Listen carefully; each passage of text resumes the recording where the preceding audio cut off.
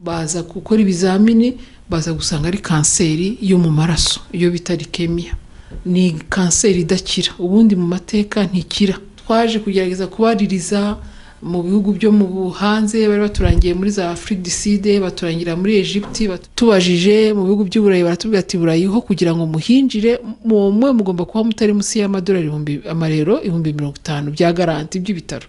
Tuza kubona ibindi bitaro rero nabyo byamufashije byitwa Manipal Hospital, biduca amafi amadolari 30,000. Hari n'igihe cyageze ngera amajoro 3 ndaransamba. Byari bigeze mu kwezi kwa gatandatu, tugeze mu muriro ukomeye wa covid.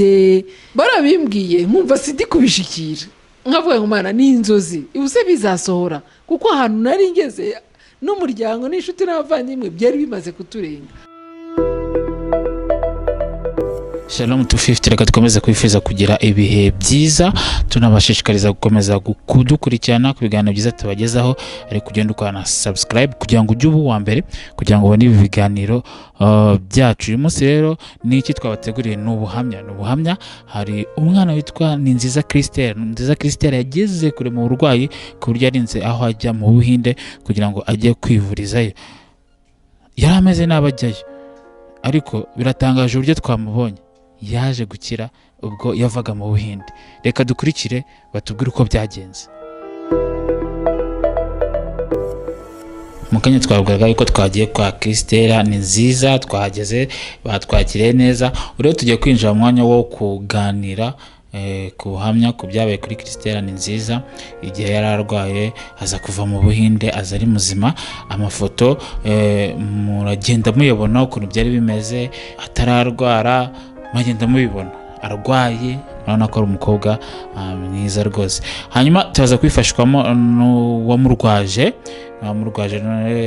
umubyeyi atubwiye uko byagenze akanuko, kandi tugiye kuganira akanuko kandi uko byagenze, haduha ubuhamya muri make. Mwabanza mutangira mutwibwira. Murakoze cyane. Nitwa Chantal Mukamurangwa, ndi umukristo, ndakijijwe, sengera mu itorero rya Pentecote ya DPR Nyarugenge, nkaba ndi tante wa Christelle. Twumvise ubuhamya bwa Christelle, twumva ko yarwaye ariko Imana ikaza kumufasha, cyangwa se ikaza kumukiza, amandi magambo agakira, none tumubona ari muzima. Byagenze bite? Ni ibitangaza by'Imana, ni imbabazi z'Imana. Niyo mpamvu nifuje ko mbere yuko dukomeza twabanza tugashima Imana, tugasoma n'ijambo ry'Imana rigufi nkinjira mu buhamya. Reka dusenge. Urakoze Mana yacu, nongeye kugushimira mu izina rya Yesu Kristo, nongeye kuguha icyubahiro no kugushira hejuru kubw'uyu mugoroba mwiza, kuko wongeye gushima ko tuvuga imirimo yawe n'ibitangaza byawe, twongera tukavuga gukomera kwawe n'urukundo rwawe ruhebuje wagaragaje ku bwa Christelle n'umuryango n'inshuti n'abavandimwe n'igihugu. Icyubahiro kibi cyawe Kristo wanesheje. Tuguha ikaze rero muri kino kiganiro, kuko umugambi wacu kuri twebwe, icyifuzo cyacu no gushirwa hejuru, nuko izina ryawe rikomeza kwamamazwa, kandi tukarushaho kumenya no gusobanukirwa kugira neza kwawe guhebuje. Tuguha ikaze rero, duciye bugufi wowe ushirwe hejuru, byose rero guhesha izina ryawe icyubahiro, ni mu izina rya Yesu Kristo umwami wacu kandi Imana yacu tuyisabye twizeye, amen. Turebe ijambo ry'Imana riri muri Zaburi 136, riratubwira ngo nimushime Uwiteka yuko ari mwiza, kuko imbabazi ze zihoraho iteka ryose. Nimushime Imana nyamana, kuko imbabazi zayo zihoraho iteka ryose. Nimushime Umwami w'abami, kuko imbabazi ze zihoraho iteka ryose. Nimushime ikora ibitangaza yonyine, kuko imbabazi zayo zihoraho iteka ryose, amen. Reka nongereho maganya ya Yeremiya 3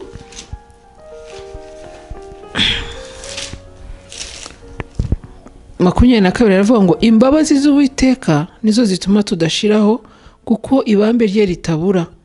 Zihora zunguka uko bukeye, umurava wawe ni munini. Umutima wanjye uravuga uti Uwiteka niwe mugabane wanjye, nicyo gituma nzajya mwiringira. Uwiteka abereye mwiza abamutegereje n'ubugingo bw'umushaka. Ni byiza ko umuntu yiringira ategereje agakiza k'Uwiteka atuje. Kuri 31 akavuga ngo kuko Uwiteka atazagira ubwo areka umuntu iteka, naho yababaza umuntu ariko azamugirira ibambe nk'uko imbabazi ze nyinshi zingana. Amen. Ni amagambo asobanutse ntari bwirirwa nsubiramo, kuko ubuhamya ngiye kuvuga, imbaraga z'Imana ngiye kugaragaza, urukundo rw'Imana ruhebuje ngiye kuvugaho, nuko bishingiye ku mirimo yakoreye Christelle, atari uko hari icyo turi cyo, hari icyo turusha abandi, ahubwo ni imbabazi zayo tutabona uko dusobanura. Kandi twabonye ko izo mbabazi zayo arizo zituma tudashiraho, kuko imbabazi z'Imana nizo zatumye Christelle uyu munsi uko mumubona ameze gutya, ari muzima, ahagaze. Turabishimira Imana, kandi Imana yongera ibyumviye ko twongeye kuyishimira icyubahiro kibi cyayo. Ubuhamya bwa Christelle rero nagiye nshima mu buryo butandukanye mu rusengero, hagati y'abantu tubana mu buzima bwa buri munsi, kuko Imana ni Imana izura, ni Imana ikora imirimo n'ibitangaza tugatangara, ni Imana iteturura abantu igihe wumva byabashobeye, ni Imana itagitureka nubwo yababaza umuntu, ariko ntabwo mubabaza iteka ryose, kuko Christelle yanyuze mu mubabaro urenze ubwenge. Umuryango ukora uko ushoboye, ariko uwo mubabaro ntibashoboraga kuwikora, niwe yarawikoreye, ariko mu gihe gikwiriye iramuruhura. Imana yongeye kumva ko tuyishimye kandi yabwa icyubahiro. Rero nk'uko twababwiye, yitwa Christelle Ninziza, njyewe ndi tante we, akaba afite ababyeyi, afite se na nyina, afite abavandimwe bandi batuvukana, ariko muri iyi minsi bikaba binabaye ngombwa ko tuba turi kumwe kubera impamvu z'iki kibazo nyine kiwe yagize. Ubwo rero muri make yafashwe n'indwara yitwa kanseri ya leukemia. Yari afite imyaka 11, hari muri 2019 nko mu kwezi kwa 7. Noneho aza gufatwa n'indwara yo kuva umuntu mu maraso, abifatirwa ari ku ishuri. Icyo gihe abanaga na nyirakuru ubyara se pardon. Noneho afatwa avumunwa mu mazuru. Muri ko gufatwa avumunwa mu mazuru arava cyane, igihe kigeze baramukira bamujyana mu rugo. Ageze mu rugo nyine bibaza ko ari bya bibazo bisanzwe umwana wese agira umuntu bigashira, ariko bukeye bwaho, hari vendredi bukeye bwaho kwa 6, bigeze ngo mu masaa 4 saa 5 atangira kuremba, agira umuriro mwinshi cyane. Noneho ngo bigeze nko mu masaa 8 n'ibindi atangira no kuzana ibintu bimeze nk'ibizinga ku mubiri. Aya mafoto turaza gucishamo tuyabereke, aradufasha ufite gahunda. Aza gutangira no kuzana ibintu bimeze nk'ibitashe ku mubiri. Bamujyanira kuri centre de santé yaho hafi, ko bari bari Kimironko, niho bari batuye hirya mu izindiro. Bagezeyo rero basanga ubushobozi bwo kumufasha budashoboka, bamwohereza Kibagabaga, kuko yari afite umurongo mwinshi cyane. Ageze Kibagabaga igerageza kumufasha uko ishoboye, igerageza gukora ama examen ashobotse kugira ngo barebe ikibazo afite. Amaramo nk'icyumweru, ariko ataha bataramenya ikibazo afite. Bamuvura bashingiye ku byo babonaga, kuko yagiraga umuriro mwinshi utazima. Noneho atangira no kubura ibyo bita platelete zigashira kabisa, bakamutera izindi ko amaraso yabaga yamushizemo. Noneho asubiye mu rugo ntiyatinda. Twebwe icyo gihe ariko hagati aho nkiraho, icyo gihe ari kumwe na nyirakuru niwe wari umuriho, ariko aza kuduhuruza, aza kutubwira ati umwana yarwaye, muze mumurebe. Tugezeyo nyine turabibona ko arwaye, tubaba hafi ku Imana dushoboje. Ni naho jyewe ninjiriye muri iyo kesi ya Christelle, ni naho natangiye nyine kumuba hafi, ariko musura nk'umuvandimwe, ariko cyane cyane n'umurimo w'Imana uri muri twebwe wo kubabarana n'ababaye no gufasha abantu mu buryo bwose dushobojwe. Byinjiramo gutyo no gusenga, kuko tuba tuzi ko hejuru y'ibyo byose tuba tugomba gusenga n'Imana kugira ngo yigaragaze. Igihe cyarageze rasubira mu rugo. Ageze mu rugo rero biranga, asubira mu bitaro Kibagabaga. Ageze Kibagabaga ariko nabwo agerayo n'ubundi akomeza kuremba. Ikibazo cyahise kivukamo, yari afite ibibazo mu kanwa, amaraso yacaga mu kanwa ari menshi cyane, yacira amaraso menshi, ubona ari nko mu bisebe, ari mu nyama.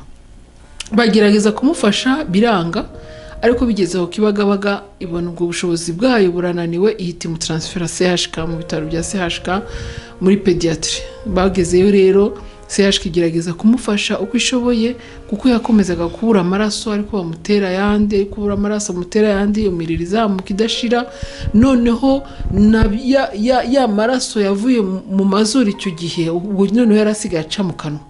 yarashwanyaguje ubona ari ibintu by'ibinyama ciragura ibase zikuzura aharyamye hakuzura amaraso kandi niko ababara niko ataka ku buryo hageze n'ahantu no kumuha n'imbuto ari ikibazo wamuha nimba ariyo cyo kinyomoro agataka kuko umva habaga ari mu bisebe urumva byabaga ari ikibazo ateye agahinda n'umubabaro turaza kubereka aho amafoto gatoya CHK rero yinjira mu buvuzi bwimbitse itangira gushakisha ikibazo afite ariko baratubwira ati turakeka ko akari kanseri ariko turashaka gukora ibizame byimbitse turebe kuko nyirakuru ubwo yarahari ariko ubwo hagati aho mama we nawe baramuhamagaje araza kuko mama we yarari hafi nawe araza bamufatanya kumurwaza na nyirakuru twebwe tukababa hafi mu buryo bwo kubasista mu bindi byose bishoboka ariko cyane cyane tunasenga Imana kuko twabonaga Imana ariyo yonyine ishobora byose ibasha kugira icyo yakora baje gusanga rero muri bwa bushakashatsi bwabo mu buvuzi bwabo Imana yabahayemo impano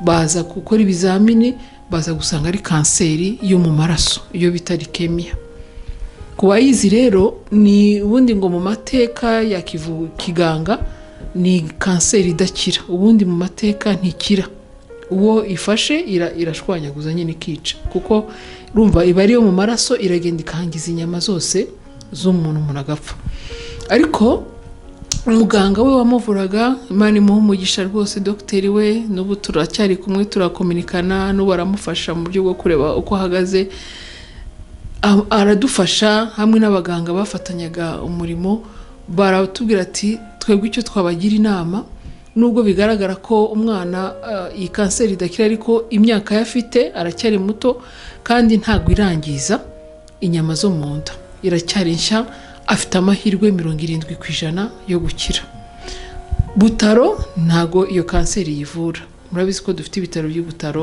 bifasha abantu ntago ifite ubushobozi bwo kuyivura natwe ubwo bushobozi ntabwo dufite ariko hanze y'igihugu hari ubwo bushobozi bisaba ko mujya hanze ukurikije mu buryo financier nta bihambaye cyane twari dufite byo kuvuga ngo wakwiyavantira ngo ufate umwana umujyane hanze kuko twaje kugerageza kubaririza mu bihugu byo mu hanze bari baturangiye muri za Afrique du Sud baturangira muri Egypte baturangira mu bihugu by'Iburayi noneho tubajije mu bihugu by'Iburayi baratubwira ati Burayi ho kugira ngo muhinjire mwe mugomba kuba mutari musi y'amadolari 50,000 bya garanti by'ibitaro 50 zirenga baratubwira Afrique du Sud nayo dusanga irahenze n'uburyo bw'imigenderanire ntabwo byari bimeze neza dusanga byo ntitwakwirirwa tunabazayo Egypte tubajije baratubwira ati rwose uwo mwana wanyu iyo kanseri turayivura kandi twebwe abana bangana gutyo tunabavurira ubuntu ariko dufite demande nyinshi dufite abantu benshi cyane bategereje mu bihugu bya Aziya bya Afrika baba badusaba ubufasha ntago twashobora kumufasha twumva biratuyobeye ariko noneho dukomeza kubaririza baza kutubwira ko ubuhinde bushobora kudufasha kandi bugira ibitaro bufite ubushobozi kandi amafaranga yabo ashobora kuba makeya kuri ayo tugerageza rero gushakisha ariko ubwo hagati aho CHK nayo yari irakora ntabwo bari bicaye mu bushobozi bwabo bakoze ko Imana yabashoboje pe Imana ibaho umugisha muri kuko mu bintu njya nshimira cyane muri CHK nuko byabisebe muraza kubona ifoto byabisebe yari afite mu kanwa bya bintu byari byarabyimbye by'ibinyama mu kanwa twagiye kujya mu buhindi Imana imaze guca inzira zo kujya umwana ajya mu buhindi byarashize asigaranye udusebe duke ku munwa nyine niyo kanseri ikiri mu maraso ariko bya bintu byose byo kuva amaraso mu kanwa byabisebe byabinyama byari bishije byarashizemo bagiye bagerageza kumufasha uko Imana yabashoboje Imana ibaho umugisha twaje kubona rero ibitaro twagerageje gushakisha sinjya muri detaye kuko twabonye ibitaro bitatu bamwe baducafa amadolari 60,000 ubwo ni hafi 60,000 z'amanyarwanda abandi baduca 55 tuza kubona ibindi bitaro rero nabyo byamufashije byitwa Manipan Hospital biduca amahafi amadolari 30,035 baratubwira ati dushobora kumufasha kandi turizera ko yakira ko twahise dusaba dokima ziwe ibyangombwa byose bigaragaza ibizame bamukoresheje tubyohereza hariya nyine kuko hari umuntu yari yadufashije hano mu Rwanda aduhuza n'umuntu uri hariya mu Buhindi aradushakishiriza niwe wadukoreye n'ubwo bushakashatsi bw'ibitaro none turabyohereza baratubwira ati twe dushobora kumufasha ibi bipapuro byose mubona hano byose nibyo kwa muganga noneho twe twamufasha umwana akazakira kandi tubahaye icyizere ko umwana ashobora gukira. Ariko ubwo hagati aho niko twakomezaga no gusenga Imana, tubwira Imana ngo Mana ni wowe ugira itangiriro ry'ikintu cyose n'iherezo, ni wowe ufite ububasha n'ubushobozi bwo gukiza. Imana rero yaje kwigaragaza kuko bamaze kutubwira ko ibitaro bihari bibonetse, byadusabaga ko dushaka ayo mafaranga 35,000 by'amadolari, miliyoni 35 zirenga z'amanyarwanda. Ariko mu bushobozi bwacu ntazo twari dufite, ntazo pe. Ndibuka ko umuryango wagerageje gukanyanyaza ukontribuwa, tugize umugisha ku bwitange bw'abantu kandi twabona nka miliyoni 6, kandi nabwo bamwe bari imyenda abandi bagize gute, ariko tuvuga ngo turebe ko umwana yakira.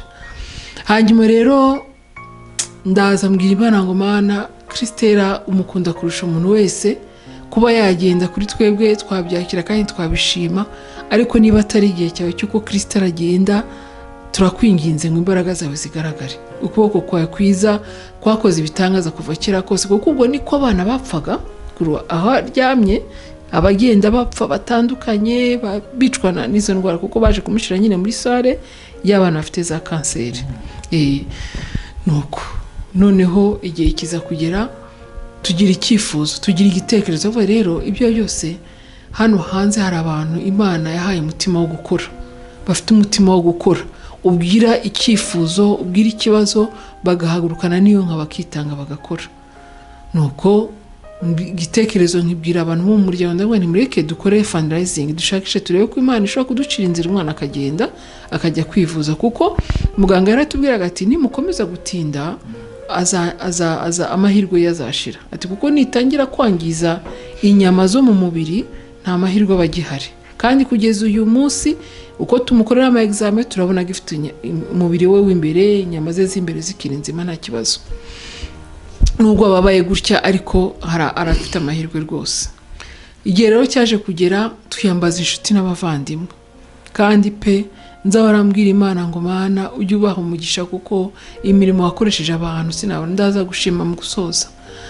Noneho twiyambaza inshuti n'abavandimwe, dukoresha fundraising, twohereza abantu dukarite twa invitation, twandikaho gufasha umwana akeneye n'ibyo akeneye, tukohereza inshuti, nohereza inshuti zanjye zose mfite kuri telefone, abavandimwe abo tubona mu buzima bwa buri munsi, umuryango nawe nuko umuntu wese wacu wabugufi turadutangana, turavuga tuti umuntu wese nashakishe turebe ko Imana yakora igitangaza. Nitubona abantu bitabiriye kwasisita uyu mwana, tumuha amahirwe agende kwivuza. Imana ishimwe cyane, kandi nongeye kuvuga ngo byumve. Haleluya. Nongeye kwibuka imirimo y'Imana sinzibagirwa. Byonyine ndibuka ko muri uwo munsi ako gakarita tumaze kugakora tukohereza, abantu barenga 30 bahise batwandikira batubwira ati rwose mukomere, turi kumwe namwe, tuzabafasha uko Imana izadushoboza. Uwo mwana akeneye kubaho, urumva yari afite imyaka 11, ni umwana ukiri muto ufite amahirwe y'ubuzima, atazi icyo azaje azamarira igihugu n'itorero n'umuryango. Umuntu wese yumvaga ashaka ko uwo mwana abaho, wamwitegereza no ku mafoto ukavuga ati Imana uyu mwana akeneye kubaho, niba igihe cye cyo kuva mu mubiri kitaragera udukorera ibitangaza. Abantu bahise bitabira, duhita ducrea groupe ya WhatsApp zitandukanye zigera muri 3, abantu batangira kwitanga, baritanga. Twageze mu kwezi kwa 11, kuko icyo gihe yari mu bitaro kuva mu kwezi kwa 8 CHK, kwa 9, ukwa 10 niko CHK ikomeza kumufasha uko ishoboye, ariko batubwira ati nyaboneka mugerageze, kuko twebwe ubushobozi bwacu nubu ntibushobora kurengaho, kandi nta yindi wabisubwe n'ibyanga no kumushira mu kumucyura, noneho mukazajya mumuzana amaraso yashira mu mubiri we, tukongera tukamutera yandi. Noneho umuganga aratubwira ati mukora ibishoboka byose uko mushobozwa. Byageze rero mu kwezi kwa 12 tumaze kugera muri miliyoni 10 z'amanyarwanda. Urumva hari hakenewemo amatike, hari hakenewemo nyine gushakamo ayo maviza, n'umwana ababyeyi be batari bafite ubushobozi, utuntu twose twasabaga nyine ko tuva aho hantu, gushaka ibyangombwa, uzamuherekeza kugerayo, ko bazabaho, kuko yagombaga kujya mu bitaro akamara nk'ibyumweru 2 mu bitaro, yarangiza akajya kuba hanze akajya avurwa ajya ataha, kuko nibyo biba bihendutse. rero Imana iza kudukorera ibitangaza. Twageze mu kwezi kwa 12 nko mu matariki 10 turi nko muri miliyoni zitarenze 12. Noneho dusaba miliyoni hafi 35. Noneho tubaza abaganga barase, none se dukora iki ko amafaranga atari kuboneka? Batoya ni muyashake. Ariko umuntu aza kutugira inama tugati rero aho kugira ngo mukomeze gutinda, kandi Imana tubona iri kugenda ikoresha abantu batandukanye, mureke umwana agende atangire treatment. Noneho twe tuzakomeza, kuko n'ubundi si treatment igiye kumara ukwezi kumwe, kuko baratubwiraga ngo ni treatment muri treatment yayo yuzuye ni 2 ans, ni imyaka 2. Agakorerwa ibyo bita chemotherapy, kuri kuntu bashiririza kanseri amezi 6. Noneho nyuma y'amezi 6 bakamukorera ibyo bita maintenance, bivuga ngo agafata imiti bisanzwe. Amafaranga gusa amezi yose kuri amafaranga 35. Ariko urumva ibintu by'ubuvuzi baba bikubwira gutyo, ariko nyine ndaza kubabwira ko twaje kugira ahantu nyine duhura n'ikintu kiratugonga, ari naho ngira ngo wambone nshima Imana, kuko cyabaye umusozi ukomeye imbere yacu, bikubitanye n'ibihe turimo bya covid, bikubitanye nuko abantu benshi akazi kahagaze, ubu umusozi muremure, ariko Imana yo mu ijuru igaragaza imbaraga zayo. Niyo mpamvu twashimye tuvuga ngo Mana warakoze, kandi turashimira nabi Imana yakoresheje. Rero umuntu atubwira ati mumureke agende, nagerayo abantu bazakomeza bitange, tuzajya tugenda twishura, ariko treatment itangire.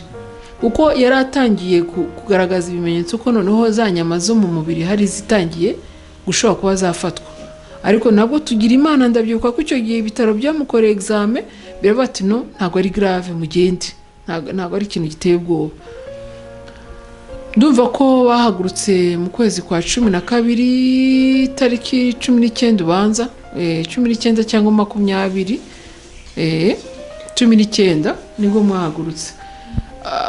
Aherekezwa na mama we na nyirarume wari uri hafi, kuko mama we nta bushobozi bwo bururimi yari afite, yarabwa bwa mbere agiye hanze na Christelle, bari bakeneye assistance rero yo kugira ngo bagireyo, tumenye aho bagiye, ubakiriye wari we. Nubwo twakomunikanaga kuri telefone ntitwari tuziranye, kumenya n'ibitaro bagiye kurwariramo, noneho wagaruke kuko yari afite izindi nshingano zimureba. Baragenda rero, bagezeyo 19. Byonyine tukigerayo byabaye ibintu bitatworoheye, twahuye n'urugamba rukomeye, ariko Imana irahagarara, irigaragaza. Mu guhaguruka hano mu Rwanda, ako kantu ndakibutse sinareka kukavuga, hari ukuntu ubundi iyo tugiye hanze badutera zira vaccine za fièvre jaune. Rero eta yiwe yararimo ntiyari yemerewe kuyiterwa, ariko ari nyina ari nyirarume barazitwerwa. Bageze mu Ubuhinde bwanga ko binjira, kuri ko Christelle atarafite iyo fièvre jaune. Tugerageza kubasobanura, kuko no muganga wa hari abatera urushinge rwa fièvre jaune yari yabyanditse mu ikarita. Uyu mwana ntago yatewe urushingo kubera impamvu z'uburwayi. Baratwangira bavuga ati rero kugira ngo tubanze tumufashe nuko ajya muri quarantaine, tukabanza akamara iminsi 5 muri quarantaine, tukareba ko nta kibazo afite yinjije mu gihugu cyacu. Ni umwana w'imyaka 11 urwaye. Nyina na nyirarume ntibemerewe kujya muri quarantaine ko bafite amavaccine yabo. Haje kuvukamo ikibazo n'ubundi cy'amafaranga atari prevu.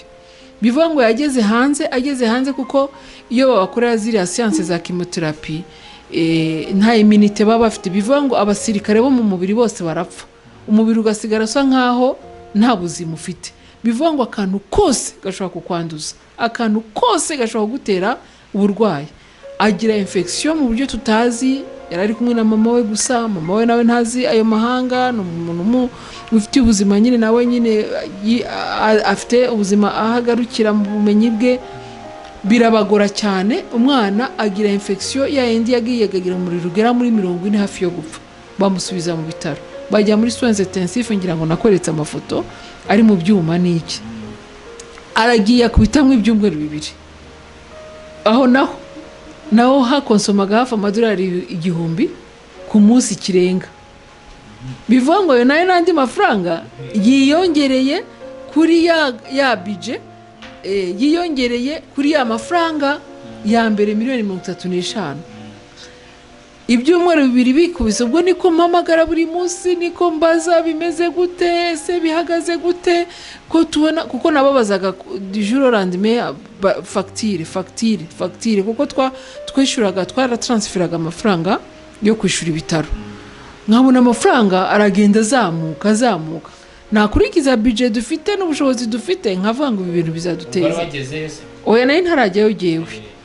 Noneho bigeze mu byumweru 2, abaganga rwose n'ubu ndabashimira kandi nzahora mbashimira mu nshingano zabo. Icyambere n'ubuzima bw'umuntu, ibyo kumubwira amafaranga rero ntago bo babyumvaga, bakavuga uyu mwana ari muri riske, yaba yafecte, yagize infection tutazantu yaturutse, kandi ari muri danger. Babonye amamashini bari bamushizemo, ntago twamukura aha hantu ngo tujye kumushyira muri sale, kuko n'ubundi muri sale ashobora kuhandurira izindi ndwara. Tugomba kumugumiza hano rero, tukabanza tukabasiri yuko ari buvemo ari amahoro, ntitugire ikindi kibazo, kuko natwe turashaka kwakira. Ubwo nanjye ndi kwibaza Mana, aya mafaranga yiyongera buri munsi tuzayakura he? Ko uyu mwana ari gufashwa n'abagira neza, twamaze kubwira ubushobozi ko bungana, bizagenda gute? Mbonye bikomeje rero, ndavuga n'ibyo byose ashobora ko hari ikibazo, nubwo bitoroshye, ngiye gufata risk. Nanjye ntago binyorohera, ariko ngiye gufata risk. Imana iramfasha, nshakisha amafaranga, nsaba credit mu kazi, ndagenda ndavuga neka ngende kuri terrain ndebe ikibazo gere exactement, kuko bari kutubwira ibintu ku matelefone. Mama we nta rurimazi, nta cyongereza azi, we icyakora no gufasha umwana mu buryo bwo kumwasista, mu buryo bumwe abaganga bakavuga ati hari ibyo adashoboye tugomba kumukorera, ko numvaga hari ibyo mama we yakora, ariko kuri ko nyine nawe urumva si muganga, yarafite limite, agomba kumufasha. Tugomba gushakisha ku buryo ngenda nkamenya ibyo ari byo, ntago byari byoroshye. Nsaba konje mu kazi, ndagenda ngerayo, ngezeyo barabinyereka, koko nsanga mu rwego rwabo rwa kiganga bari bafite droit, bari bafite uburezo yo kumukipinga, kugira ngo bevite ko umwana yakongera kugira ikibazo, kuko nubwo muganga aravuga ati ntago tuzi ibintu yahuye nabyo hanze, ntago bamuprotege, ntago bamufashije, kandi baranari n'abasobanurira, ariko usanga nabo n'ubutamenya. Noneho cyakora ndagenda mbwira abaganga, ndabwira ni rero ni byiza, ariko uyu mwana nta bushobozi, nta hantu runaka afite source y'amafaranga aturuka, nabagira neza, n'abantu bari kwitanga. Muganga rwose ndabyibuka ko yaranyitegereje, nimba aravuga gataba abanyafrika babatesi bike. Ndabwira nti Dore groupe ya WhatsApp ishinzwe gufasha Christelle, abantu bagira muri 100. Ndagenda kushinzwe abanyamahanga, kuko hari abantu bava hanze baba bafite ama departement abashinzwe, ntago muvurwa kimwe n'abaturage babo. Ndagenda ndabimusobanurira, nabo mwereka ya groupe ya WhatsApp, ndamwira Dore uyu mwana, dore ukuntu ari gufashwa, nimugire ngo ni umwana w'ahantu hakomeye hari amafaranga, ni Imana iri gukorera mu bantu. Sinzibagirwa uwo papa ushinzwe abanyamahanga, aranyitegereza, twamaranye nk'amasaha 2 muri office ndi kumusobanura. Ntago bari abaganga bo bashinzwe ibintu bya mafaranga, finance, customer care n'iki, no gufasha abantu, ariko umuganga we naye musobanuriye. Muganga akambwira ati je inshingano zanjye no kuvura Christelle, ariko abangabo nibo bashinzwe gufaktira, gukurikirana amafaranga, kwishyuza.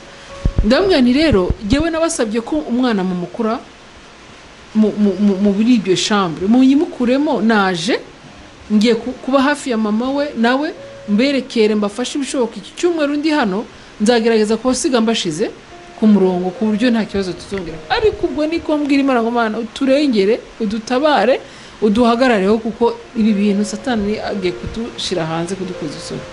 Kuko urumva igihumbi cya buri munsi cy'amadolari, twe kujya kuri turufa tugeze no mu bihumbi birenga 100 by'amadolari. Ukibaza rero ahantu azava, ukumva ntago wamenya aho yaturuka hari. Imana iramfasha, barabitwemerera. Babitwemerera tugatari ko kugira ngo tumusohore mu bitaro, murabanza mutwishura yo mutugezemo. Icyo nacyo kibi kigeragezo kitoroshye cyane, ntazibagirwa. Haleluya. Ntazibagirwa kugira neza kw'Imana gukomeye yangaragarije icyo gihe, kuko nari nagiye nitwaje amafaranga makeya yo kwishura aho facture twari dufite igejeje, ariko mbegzije ko umwana asohoka mu bitaro. Arambwira ati rero ntitubyanze ko n'umuntu akomeje treatment, ariko treatment ikurikiraho nuko abanza akishyura ayo mwari musanzwe mufitemo.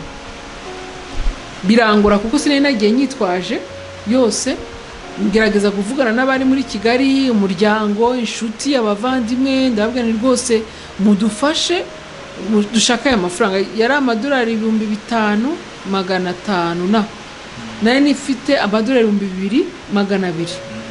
Noneho mvugana na famille mushakisha ukuntu tubona ayo madolari 3,300 turebe ukuntu twakwishura umwana asohoke mu bitaro, noneho dusigare turwana no ku buzima bwo hanze, kuko amafaranga leta agabanuka cyane tubibona. Biragorana, ariko Imana iza gukorera mu muntu. Ari abantu benshi bagiye bakora uyu murimo. Ni mwene data, Imana imuha umugisha, nakurikirana ino video azahita yimenya. Ari abantu benshi batashimye ko ngenda mvuga amazina yabo, bagiye bakora umurimo kuri Christelle.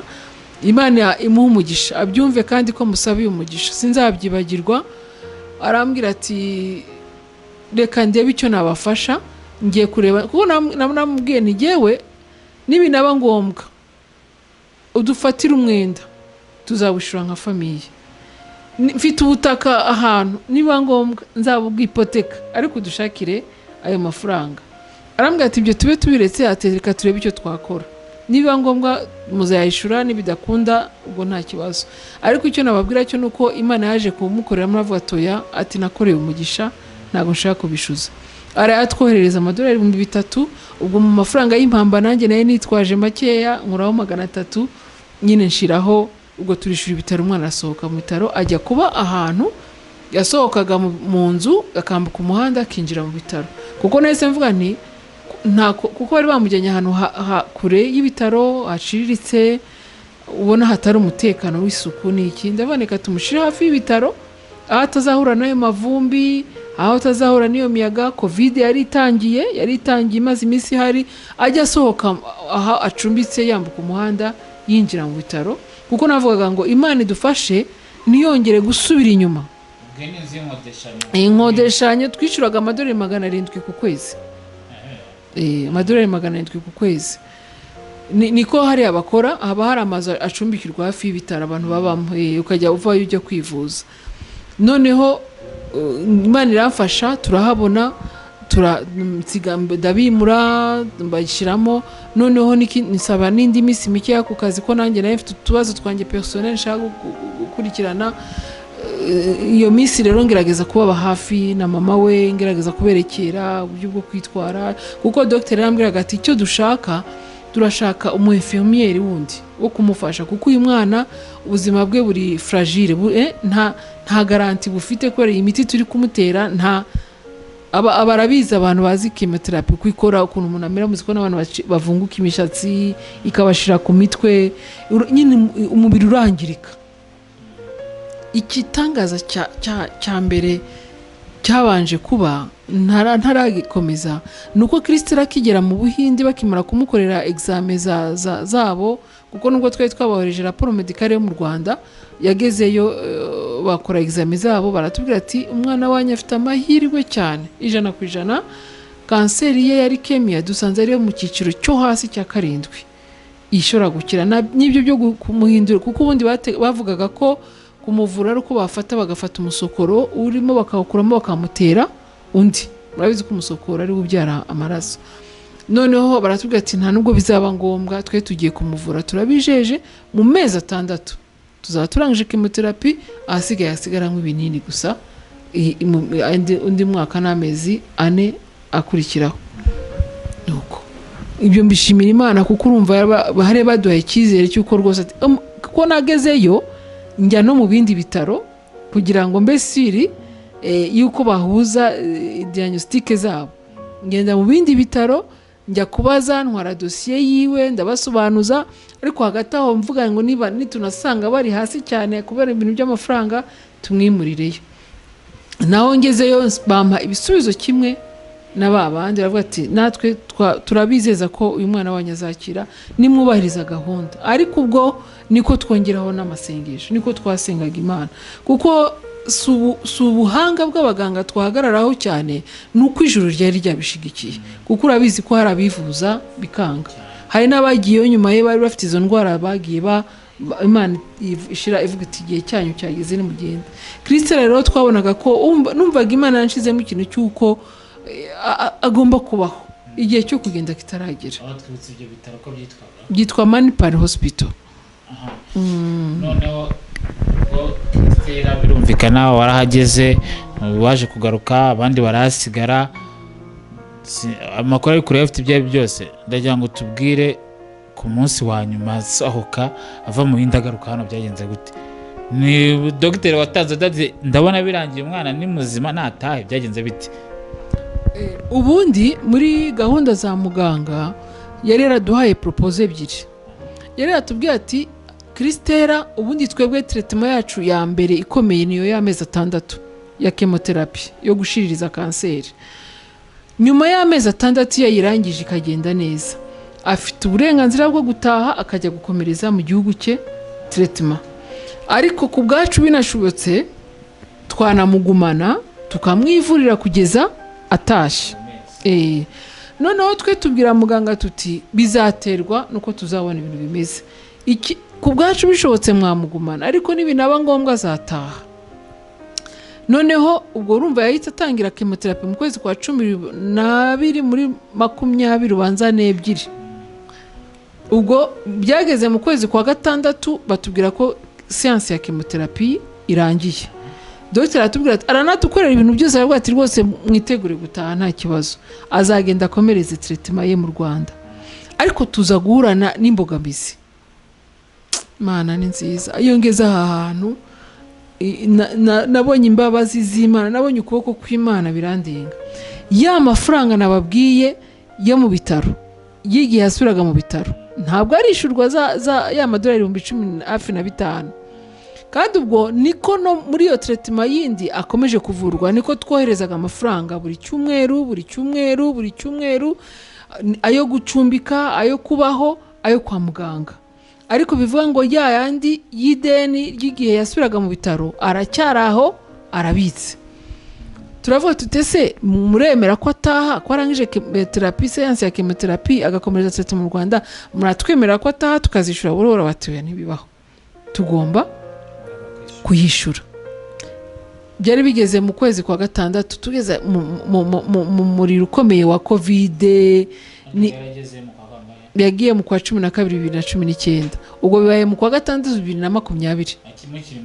Akiri mu Buhinde ari kumwe na mama we, je nahise ntaha kuko jewe nagiye mu kwezi kwa mbere mitandagaruka, namaze ibyumweru 2 mitandagaruka. Covid ikaze cyane muri ari amezi. Ariko ubwo sinyagiciyemo hagati, urugamba twaciyemo kuko urumva covid yahise yinjira ubuzima bw'abantu burahagarara, ubushobozi burahungabana, ariko Imana ikajya yigaragaza. Imana igaca inzira zayo mu buryo ntashobora gusobanura. Umuryango, abavandimwe, inshuti, umuntu akaguhamagara ati umwana ameze ati byakomeye, ati ngiye gukora. Uko ubona nyine Imana yari yashize iki kintu cy'umwana mu mitima y'abantu mu buryo nanjye byandengaga.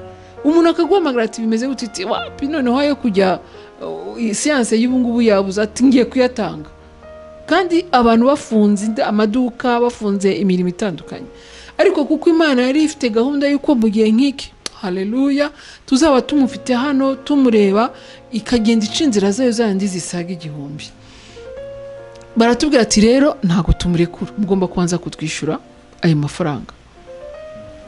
Turabwira tuti turayakora hehe? Dushakisha inzira. Yari nk'amadolari 15,500. Kuko muri ndibuka ko njya kuvayo muri bwa bwitange bwo kurangiza umwenda w'ibitaro ya mbere banciye, Imana igakoresha umuntu akadufasha akishura. Njya kusubira mu Buhinde, famille nayo n'inshuti hano mu Rwanda bari bishize hamwe bohereza andi madolari 2,000, nayo dusiga twishuye kuri wa mwenda wa Christelle nyine w'ibyo 12,000, byari nka 18,900. Kuko baramuhasezereye mu bitaro, amaramo nk'iminsi 3 mu bitaro tutarabona uburyo bwo kwishura. Urumva icyo gihumbi cyabo cya buri munsi. Ariko baramuvuraga, ariko akavuga ati ariko ntago tumurekura, turamuvura nitumurekura, banzu twishure ajye hanze nta nubwo kwara gutaha mu Rwanda. Kandi yari droit zabo. Ubundi baranatubwiraga ati ubundi se ubundi babavuye gute ku ideni hano ko bitajya bibaho. ariko wabonaga ari nk'ikintu Imana yemeye kukibaho kugira ngo isove ubuzima bw'Imana kandi izi kwizihesha icyubahiro. Kuko nabwiraga Imana ngo Mana iki gikorwa n'umurimo wawe, nagiye ntago ndi kugikora nka tante wa Christelle, wakinshizemo nk'umukozi wawe kugira ngo uyu mwana ubuzima bwe ubutabare. Rero izina ryawe ntirikatukwe ku bwacu. Igihe rero cyageze muri ayo mezi 6 warumbajije ikibazo cyo kuvuga ngo tse natubwira ukuntu amafaranga yabonetse kugira ngo Imana ni nziza cyane. Igihe cyarageze rero nibyo nari ngeze aho ngaho muri yo faze y'ukuntu bahise batubwira ati rero kugira ngo tumurekure, bahise bamurekura by'urabizi nabikubwiye ko nahise ngaruka. Noneho amezi 6 arangiye yuko ashobora guhita agaruka mu Rwanda, habaye obstacle y'umwenda amadolari 15,500 ndabyibuka 16. abandi bamwe mwatanze mbere buri oya treatment yarakomeje. Uwo mwenda ni hantu nakubwiye yinjiye mu bitaro mu buryo butunguranye, agize infection amaramwe ibyumweru birenga, ariko ya treatment ye yari prevu kuri kanseri yari ikomeje, kuko icyo ngicyo ni infection yari yinjiye mu mubiri izanamwe ibindi bibazo, ariko atari treatment ya kanseri. Sinzi kuri kubyumva. Noneho treatment ya kanseri yagombaga gukomeza buri cyumweru yajyaga muri kemo n'ibiki byose, n'imiti yafataga n'icumbi rya buri kwezi, urabyumva nawe, kuko yo yarakomeje kandi abantu bagakomeza bakitanga pe. Ariko wa mwenda dusa nk'abawugize gute, nk'abawubika ahantu turashakisha, twabona 200 tukishyura, twabona 300 tukishyura, ariko periode ya covid tubana ku periode ya covid dusigara turwana no kwishyura gusa treatment yiwe ahigeze. Ariko ubu niko batubaza bigeze he, twabwa ati muhumure, nkumva mfite ibyiringiro. Imana ikambwira ngo Chantal ngo ikibazo nzagikemura. Nkajye nyibaza Imana bizaca he, ko mbona abantu bugarijwe, ko mbona abantu bafite ibibazo miliyoni hafi 16 na 7 tuzazikura he, kandi na treatment y'umwana igomba kugira gute gukomeza. Aho ni kuburi ufite intambara nyinshi cyane, abakubwira ko wasaze, abakubwira ko wishize hejuru, abakubwira ko wabuze ubwenge, abakubwira haba harimo intambara nyinshi cyane. Ariko nkabwira Imana ngo Mana wigeze kumbwira ijambo ati kuzenguruka bucece, haraho ugera ukazenguruka bucece kubona ko izo nkike utari bashe wowe kuzisenya. Ku munota wa nyuma rero tubonye ko byanze nta yindi option agomba gutegereza kwiza amafaranga abonetse, twese tubwira abaganga rero mukomeze treatment akomereza aho maintenance. Nabwiye ngo nyuma y'amezi 6 bagomba kumukora ibyo bita maintenance, gufata imiti, muyimukomereze mwebwe mumufashe, natwe tuzagenda twishyura buhoro buhoro. Barabitwemerera, ariko nabyo biratunanira, ariko treatment ye irakomeza. Ejo bundi rero bigeze mu kwezi kwa 11 2020 yagombaga gukomeza n'ubundi urumva yarakomeje n'ubu maintenance ayirimo. Ariko noneho bigeze mu kwa 12 numva abantu barambwira ati turarushye. ari mu buhinde, mu buhinde turohereza amafaranga buri kwezi, twoherezaga buri kwezi, kuko uko treatment yagiye yavansa niko amafaranga yagiye agabanuka. Ariko icumbi ya amadolari 700 ya buri kwezi kubaho nabwo ntago byari cyane, kuko Imana yari yaduhaye umugisha ari famille iri bari hafi hariya. Ariko imiti yiwe iki bikenerwa, examen za buri kwezi bareba ko kanseri ihagaze, bikomeze bikenerwa amafaranga. Ku buryo icyo gihe ntago twari tukirenza amadolari 1,100 buri kwezi, ariko nayo agomba gushakwa mu bantu. Ubwo rya deni riraho rirabitswe. Bigeze mu kwa 11 ubwo turiho turashakisha inzira zose hano muri Kigali zishoboka umuntu yaboneramo amafaranga, eka ukabona zirafunze. Bigeze mu kwa 11 twongera turansa twa tuntu tumeze nko kumusabira ubufasha. Imana iza gukorera mu muntu umwe abonye aka video twari twatanze, ariko tukamwoherereza tumubwira tuti twebwe nibishoboka uduha umwenda twishyure aya mafaranga, tuzayakwishyura, turaguha hypothèque. Imana mureke hypothèque buriya mu Kinyarwanda twabyita ingwate. Turaguha ingwate, ariko duhe izo miliyoni 8 tube twishyuye. Imana imuhe umugisha nawe, kandi ari mu bantu batwiyamye aravuga ati giye nakoreye Imana, nakoreye umugisha sinshaka mumvuga. Imana imuhe umugisha nitugira ubuntu bwo kubona kano ka video. arangije amaze kukabona aratubwira ngo aradusubiza bukeye bwarabwatoya igewe numvise nanjye mpatwa gukorera umugisha kuri umwana aduha miliyoni 4 amadolari 4,000 ati mwishure ibitaro muri bya 15,596 twishyuramo amadolari 4,000 direct nahise nya transfer nanjye vana Imana uzi ko ibyo wambwiye ari byo kwa gutabara kurabonetse warambwiye ngo uzabikemura noneho numva kuko nari naragiye ahantu hahandi vuga ngo uzacahe Mana nakivuga narabaye uzi uba kumera nk'ahantu usigaye uri ubomboranye iminwa gusa kandi ubwo niko n'izindi ntambara zihari nyinshi cyane bati adusubije kwisuka abandi bati ibintu mwagiyemo abandi natahe byari ibintu birebire cyane nuko ubwo niko n'ibitaro bikwishuza wa mugabo w'umuhindi warashinzwe abanyamahanga yari yarabaye nk'utwishingira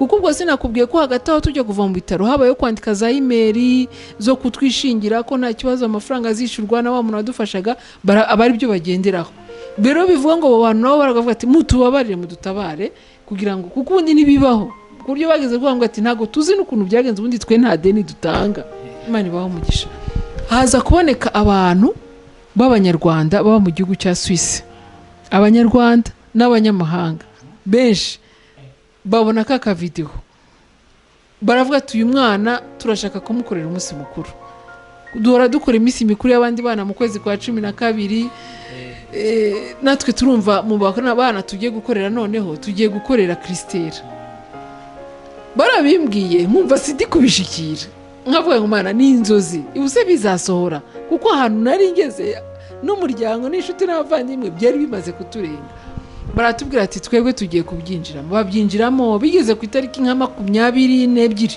z'ukwa 12 baraduhamagara baratubwira rero inkunga ya Christelle yabonetse twishize hamwe abanyarwanda bo muri Suisse Imana ibaho umugisha abanyamahanga abadokiteri bazi ibibazo bya kanseri babyinjiramo bati tugiye gukorera umugisha kuri uyu mwana turashaka kwishyura uwo mwenda wose ukava mu nzira ariko ubwo hagati aho si umuryango twaje kugira ahantu dufata initiative cyangwa twiyemeza ngo buri kwezi tugiye kujya tugabanyaho 500 tugakontribute umuntu wese akitanga twabona amadolari 500 tukayohereza 500 kandi agenda asanga yandi twishura inzu iki ubwo babantu baratubwira ati tugiye 22 mudusabira ibitaro biduhe facture bitubwira ibyo bintu byose bikenewe bongeraho n'akandi rero n'imiti yose Christelle akeneye ya maintenance kugeza arangije maintenance turashaka kuyishura umva byarandenze numva sidi kubyumva nkumva ni nko mu nzozi numva ndi kubwira Imana ngo Mana ubuse batatuzi babonye ako ka video babonye ako kantu kamusabira ubufasha kandi tubaberegira ati dukeneye ko ataha kuko ntashobora kuva atishuye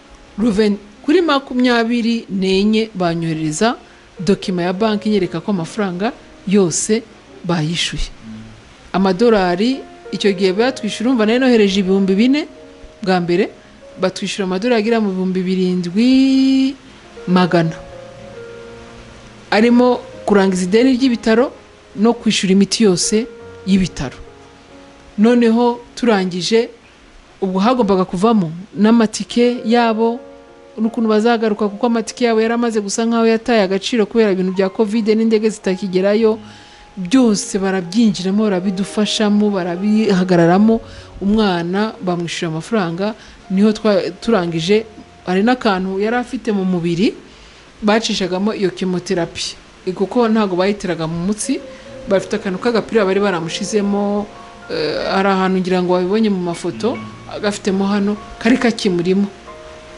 nabwo bagombaga kumukora operation bakagakuramo n'ibiki byose kuri 24 z'ukwezi kwa 12 umwenda wose urishurwa umaze kwishurwa asigara yuko arangiza utwo tuntu twose kumukuramo ako kantu kumutegurira imiti kumutegurira uko agomba kuza gushaka ibyangombwa amatesti y'ama covid n'ibiki byose ubwo bageze hano mu Rwanda mu kwezi kwa 2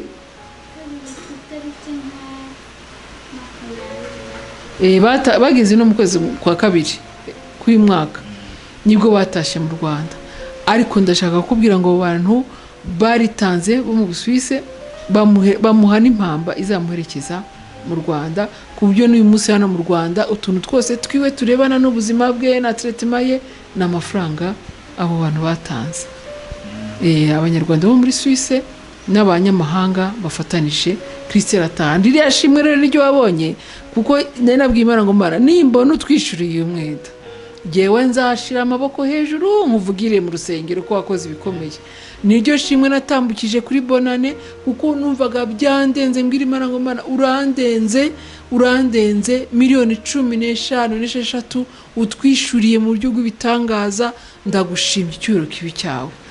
Noneho mbwira n'Imana ngo kandi tuzanashima dutanga ituro ryishimwe yuko nitwabona uko tugushima. Buriya rero we wambanye ubwa kabiri ntambutse ishimwe no muhigo twahigiye Imana, iyo gihe ubona na Christelle nyine ubwo ibyo bintu nibiki keneye kumenya makuru ya muri make. Rero naye makuru ya Christelle uyu munsi muramureba, ni inkumi nziza cyane. Maintenance bari warayikomereza hano mu Rwanda, twahise tuzana dokima duza dogiteri we n'uwa hariya, ubwo noneho niyo mitara y'umwandikira azakomeza gufatira hano mu Rwanda, n'ibyo bizamini bikeya bakenera kumenya uko ahagaze bakabikora. Ubwo ariko nifuza ko mu gusoza ndi bushimira abantu Yesu abaho umugisha. Aha ngira ngo rero ni Shalom 250 dukomeza kwashimira ko mukomeje kudukurikirana. Mbere yuko rero dushimira abantu batandukanye bakoze iki gikorwa, burya rimwe na rimwe nyine ni ngombwa gushimira abantu. Nimba ibintu birangiye wari uri mu ntambara, ibintu bikomeye, bibaza uko bizarangira, wajya kubona ukabona birarangiye, ntabwo ukwiriye kudamarara. Ngomba gusubira inyuma ngashima abantu, ariko tuza gukora mu kanya sinzi ukuntu baza kubashimira. Ariko ngewe ndagira ngo duhe ijambo Christelle, kuko turamufite nyuma yo kuva mu Buhinde akamara amezi arenga 6, akaba ari mu Rwanda. Imana ikaba yaratanze amafaranga kugira ngo bamuvure, bakabaseka bimeze neza. Agiye kutubwira, ntago tuzi ibyo atubwira, reka tumuhe mikoro. Muraho mwese, ndabashimira ko mukomeje gukurikira iyi channel. Ndi Christelle, ni jyewe wari waragiye kwivuza. Ndashimira Imana ko yankijije byari bikomeye. Hari n'igihe cyageze ngera amajoro 3 ndaransamba. Ibyo nibyo uwo twari kumwe yambwiye ngo amajoro 3 ndaransamba, ariko ndashimira Imana ko yankijije. Murakoze. Amajoro 3 arasamba bivuze yuko yari ari gupfa. Twabibabwiye n'umwana wagarukiye nyine ku muryango w'urupfu, arabitubwira byitwibwiriye, ntabwo ari byo mbabwira, nyir'ubwite arabivuze. Reka rero twinjire rero mu mwanya wundi ugiye kudufasha. Niwoze nawe ukuntu uwo mwanya utubwira, niwo ufite ukuntu ayo magambo wayashyira ku murongo, reka tuguhe umwanya.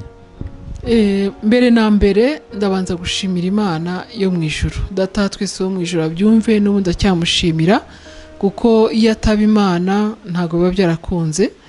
Ikindi cya kabiri nshimira, ndashimira umuryango wacu waritanze mu mbaraga z'ubushobozi bwabo bukeya, barakora bigoranye bivunanye.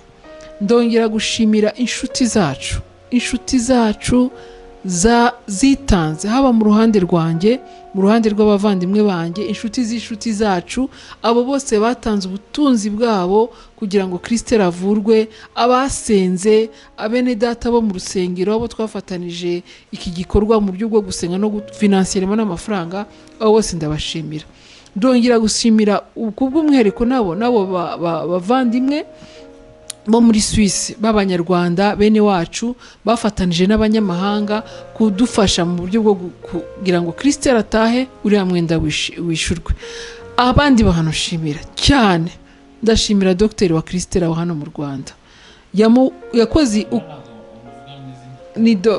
ntago namusabye uburenganzira, ntago namuvuga ko ni dogiteri w'abana muri CHK akurikirana ibintu bya kanseri.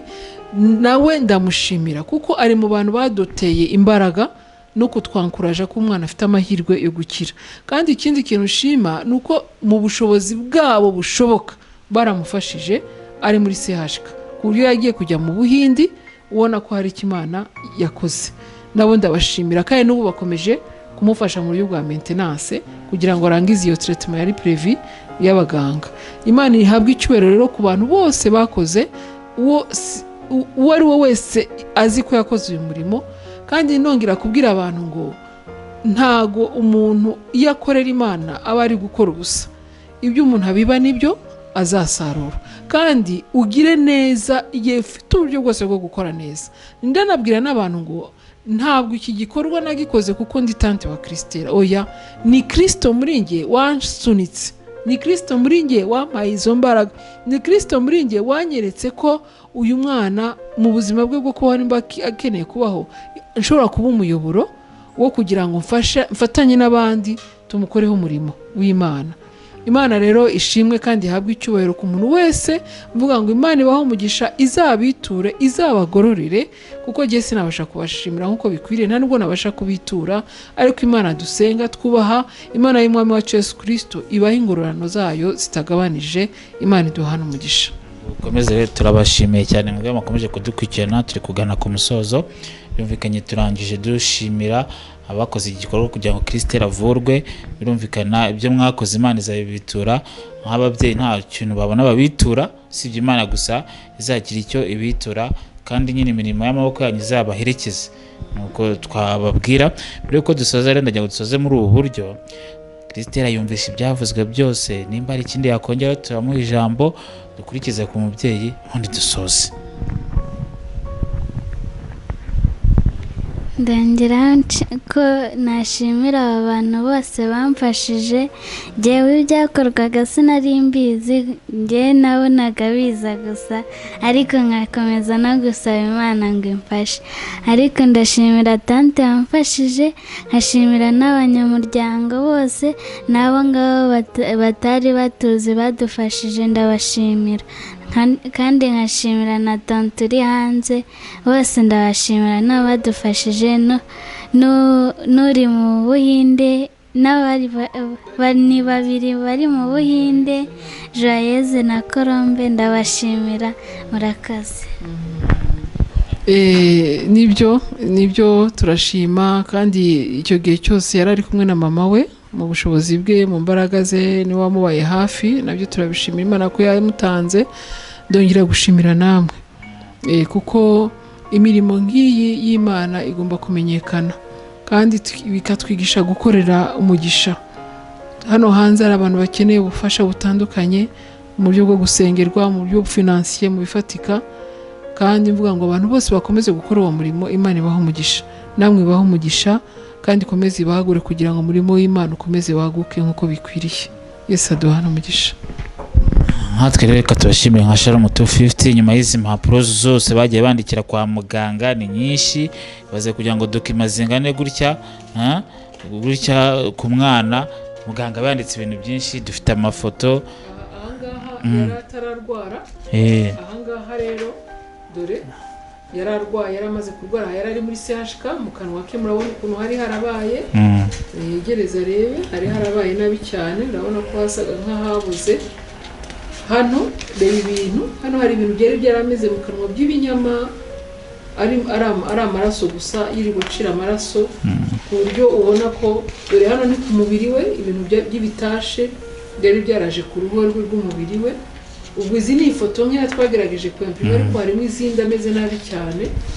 Aha hose ngira ngo murareba, murabona ko yari ababaye cyane, atameze neza. Ndumva ari izo ngizo.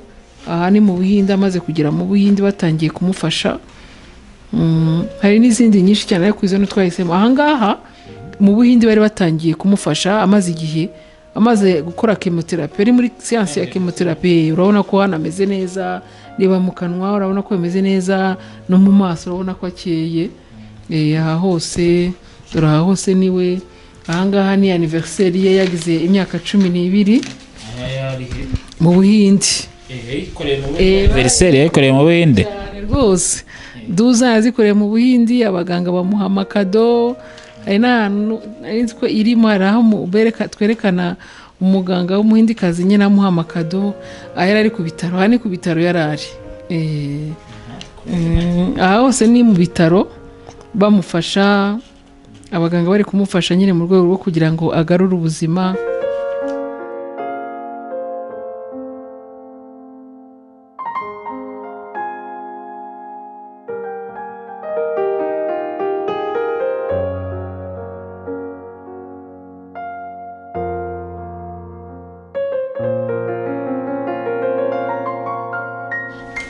turabashimiye cyane mwebwe mwakomeje gukurikirana iki kiganiro Shalom 250 n'undi naho utaha, reka tubaragize Imana amahoro y'Imana bane namwe.